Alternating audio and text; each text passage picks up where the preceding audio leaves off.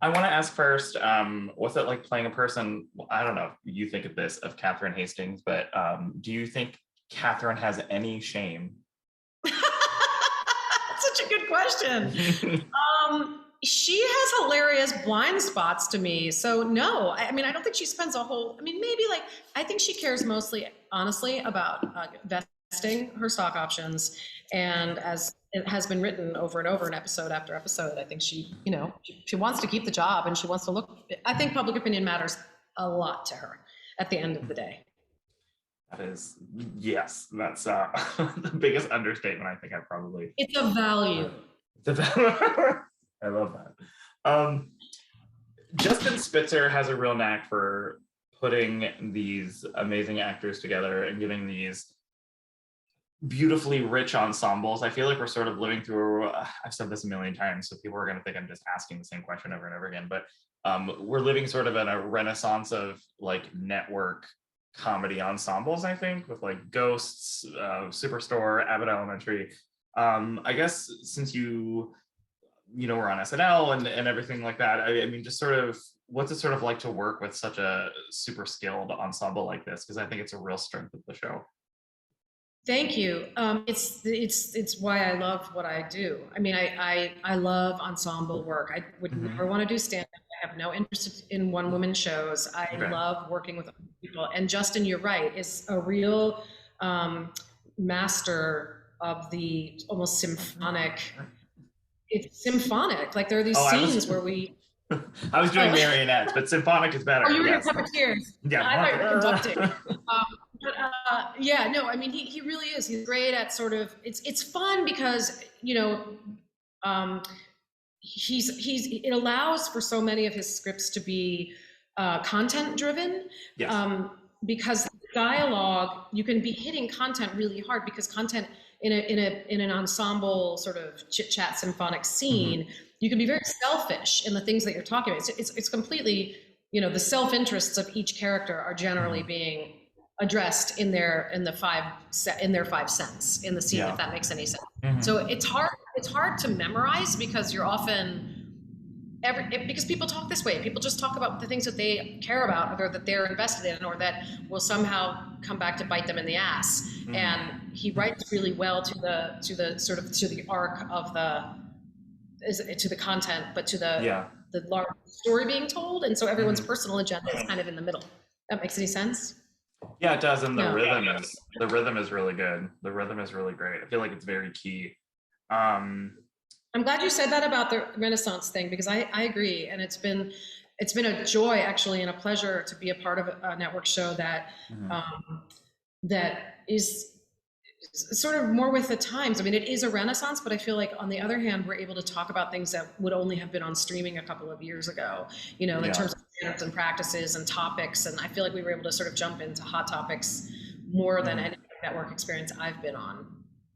Yeah, and it's sort of, I feel like I see people all the time, they're like, oh, network comedies are back. And I was like, they didn't go anywhere. You just weren't paying attention to them.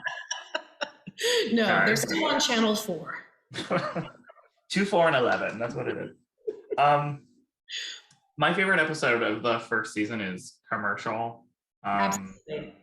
I watched that again last night and I could not stop laughing. I think that actually taps into something, like commenting about, comedy and people assessing comedy and wokeness and everything like that. I guess sort of on the day when you're filming that episode, what did that sort of feel like? And just what do you love about that episode? Just because it's so whip fast and so smart. And I feel like it says so much without saying so much, if that makes sense.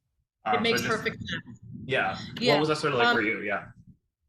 To me, my really good friend characterized American Autos in sort of ethos really well in saying, I think American Auto is about, really at its core, Americans being bad at being good. There's sort of this self-interested virtue signaling that corporate America has now had to do, right? So as much as we love to make fun of corporate America, we also all love corporate America. We all love to buy shit.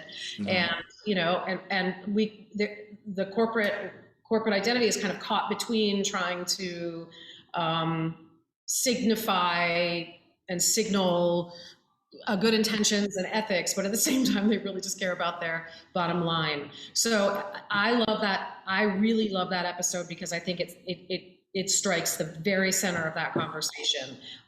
People trying to look like they care. I was just gonna say, I was just at Target. Do you know how much Pride shit I just bought for? Like, they got my money. Oh yeah. Oh, just, I know. I actually just bought a rainbow bag at IKEA. I have that bag. It's in the next room. Yeah. Mm-hmm. This sounds like a dumb question, but I was wondering, does Catherine actually care if people like her?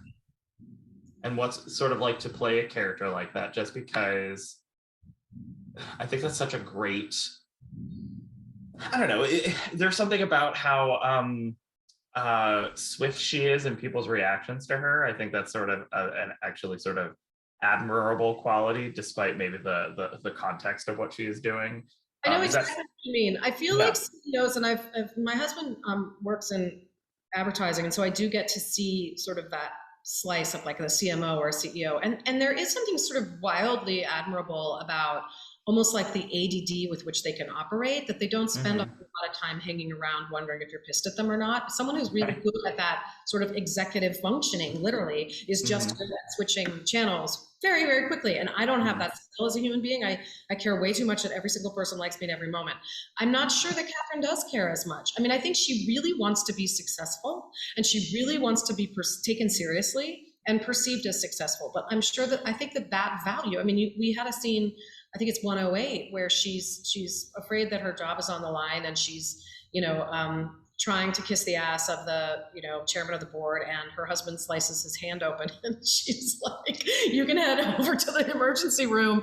I'm going to go ahead and talk to the CEO." So I think her moral dilemma is constantly whether or not she's a good person or not. Yeah, and I feel like a lot of people, especially like Wesley. I mean, Wesley's always berating her, and John is so good on he's just so good.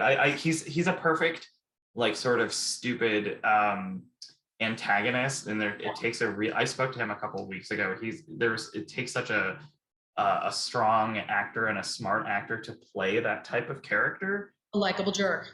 A likable jerk, exactly. You're such a douchebag, but I feel like you could be better.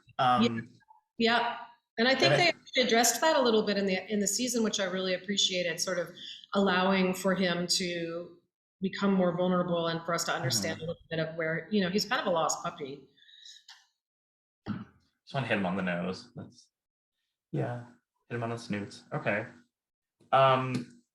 One of my favorite dynamics of the show is, oh my God, why am I forgetting her character's names? That's okay.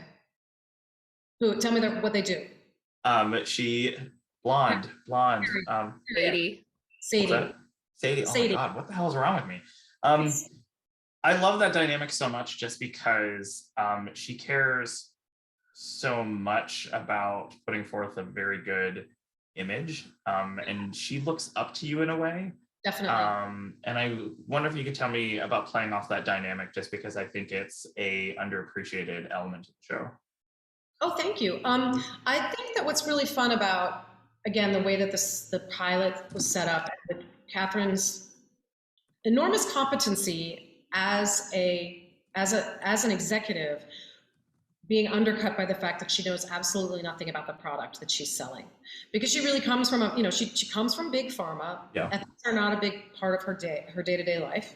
And she knows absolutely nothing about cars, and as you know, she doesn't even know how to drive. So, right? That scene is so hilarious in the finale. Yeah. Thank you.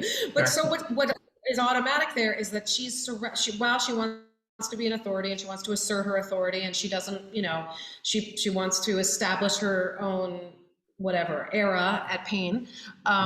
She concurrently really needs everybody there because they understand the product. She needs Cyrus, the engineer. He's got more knowledge about cars and about what the progress and the future of Payne's, engineering I mean, basically anything that's sort of tactical, mechanical, or engineering related. She needs Sadie because Sadie is her PR arm. It's just an interesting dynamic because she really is beholden to these people that she very likely could have fired had she known anything about cars. She could have run people. You know what I mean? Yeah. Okay. Well, I will just tell you one last thing before I let you go. I love Reefer Madness. I watch that at least once a year. I think that is such a beautifully funny movie. I love it so much. And my husband and I really love your Christmas album, and we hope you put out another one. Thank you. Yeah. So I want to put out another one. I would love to do that. I would love to do a Christmas special, a Sugar and Booze holiday extravaganza, but I mean, yes, please. I've just got to get organized. Yeah. World's getting back to normal, so yay. Hey, I'm so glad to hear that you like American Auto. I'm so lucky to be a part of a smart ensemble show in the, as you said, in the renaissance of the network half hour. Yes, the Renaissance. Say it with your nose up. Renaissance. Well, thank you so much for your time. Good luck with everything, and have a good day. All right, thanks so much. Nice to meet you. You too. Enjoy all your Target swag. Oh yeah, there's a lot.